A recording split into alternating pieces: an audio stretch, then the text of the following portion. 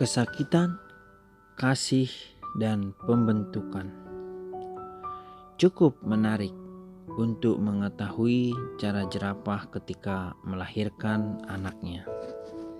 Induk jerapah akan berdiri sehingga bayi jerapah itu akan jatuh ke tanah yang keras.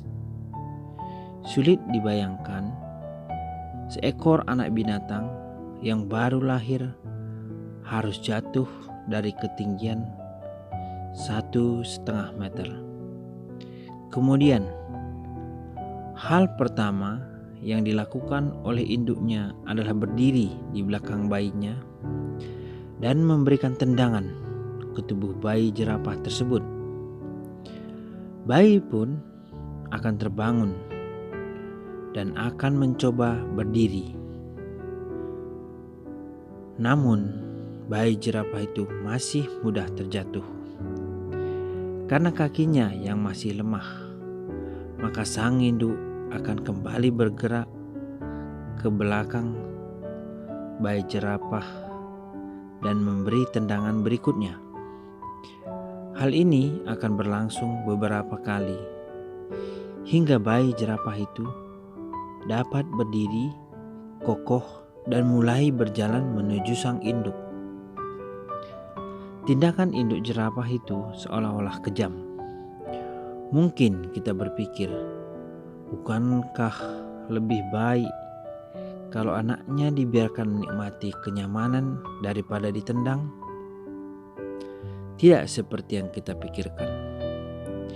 Tindakan yang seolah-olah kejam itu sebenarnya merupakan tindakan kasih. Karena induk jerapah tersebut tahu bahwa peluang bagi bayinya untuk bisa bertahan hidup adalah dengan cara berdiri kokoh di atas kakinya sendiri. Jika tidak, maka kelak bayinya itu akan sedemikian mudahnya diterkam oleh binatang buas. Hal ini merupakan gambaran di dalam kehidupan kita. Ada kalanya Tuhan membiarkan kita mengalami kesakitan. Orang yang tidak sadar akan berkata bahwa Tuhan itu kejam.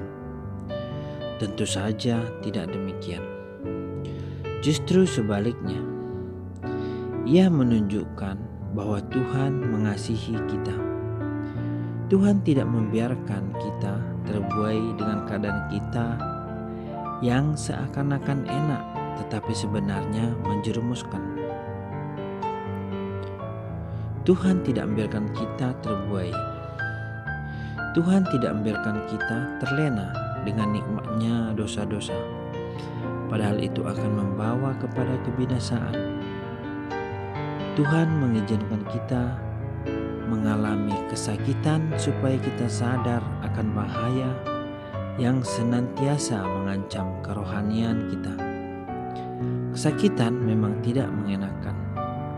Rasa sakit dari bekas sayatan operasi tidak mengenakan dan mengganggu aktivitas kita untuk sementara waktu. Menelan obat juga tidak mengenakan. Tetapi keduanya berfungsi untuk kesembuhan kita.